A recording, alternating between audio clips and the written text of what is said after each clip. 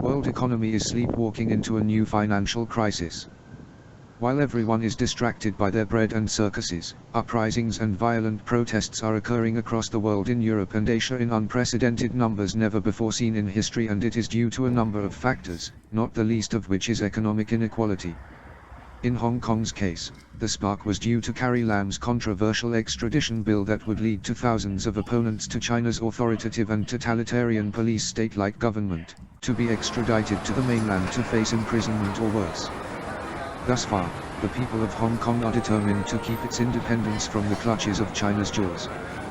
But even though Carrie Lam stopped the bill from being passed, she still kept in reserve, not entirely ruling out a future date of implementing said bill into law.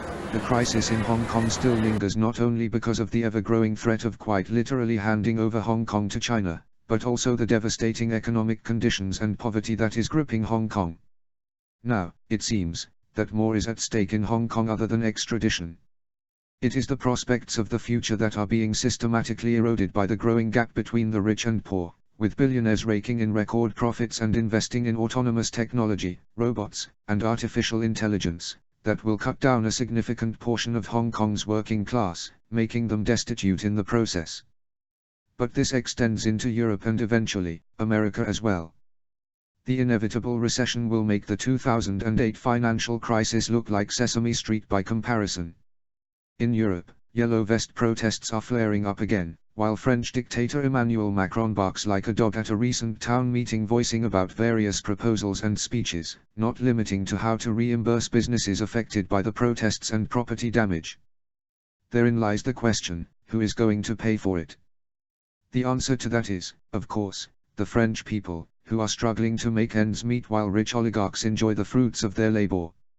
It is no wonder why so many are fed up with the elite ruling class, who are otherwise completely oblivious to the plight of its downtrodden citizens whose only desire is to provide sustainable living for themselves and their families.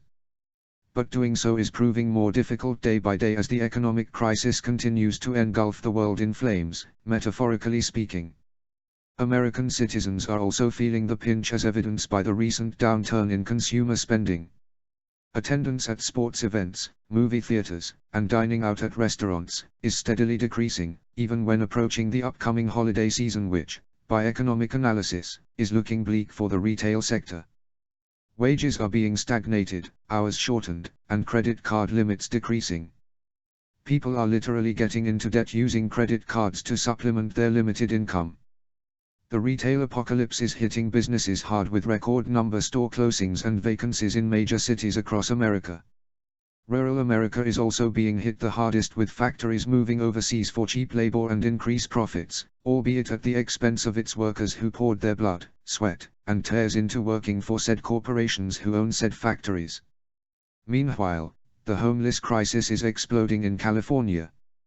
Political instability in the White House and the U.S. government is festering like an incurable plague of epic proportions. The NSA is increasing surveillance of its citizens, with proposals to the FCC to allow police departments to utilize drones over cities. More and more American families are forced to rely on public assistance, and food stamp applications are rapidly increasing in inner-city neighborhoods. Just like San Francisco, homelessness is steadily increasing in New York City. In New York City, suicides among police officers has steadily risen at an unprecedented alarming rate. Suicides among white middle-class Americans has also increased. Less people are getting married and starting families due to rampant SJW-infested feminism and Me Too movement. People are rapidly losing faith in their elected officials. Though they praise President Trump for trying to undo the damage that his predecessor, Barack Obama, did under his presidency, the overall feeling is that of a doctor caring for an ailing patient at a hospital. Said patient is, of course, America.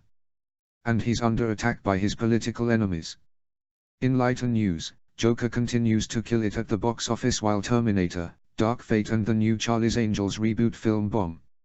If you like this video, visit the links in the description box and don't forget to like, favorite, and subscribe. Thanks for watching.